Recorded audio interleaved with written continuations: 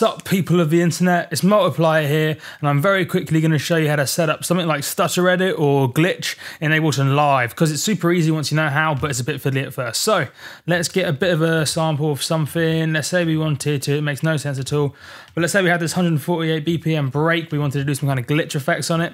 We'd use something like Stutter Edit or Glitch. So we're going to use Glitch because I happen to have Glitch. I don't have Stutter Edit, but it's exactly the same. So we've dragged our plugin, in this case Glitch, onto the thing we want to kind of fuck about with. And then what we want to do is we need a MIDI track to then trigger that.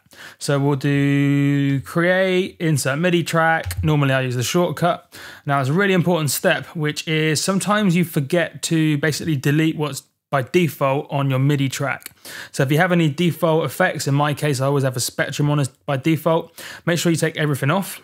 And then the key thing to observe is now where it says audio to, if we get rid of the Spectrum or any effect at all, it will say MIDI from. And then what we can do is we can go to MIDI to down here, and then we can say to audio, and then luckily it found Glitch.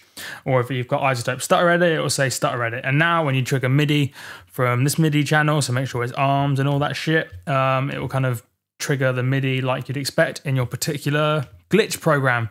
In this case, I got Glitch 2. I think this might be a beta, not entirely sure. It's not relevant, it's exactly the same. Now you've learned how to do it. So we'll just recap very, very quickly because it's an insanely short video. You get your thing you want to do some glitching with, stick it on that channel as an effect down here. Then we want a separate MIDI track. Make sure we delete all the effects that are currently on that MIDI track. Really, really important right there.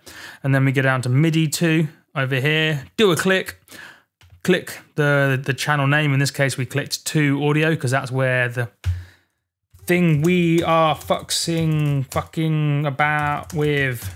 So if you name the channel, it's easier, and then you know exactly what you need to kind of send the MIDI to. So it's sending the MIDI from here over to here, and you can double check it's sending it to the right effect by glancing your eyes to where it says below one glitch, because we've kind of got the glitch plugin here.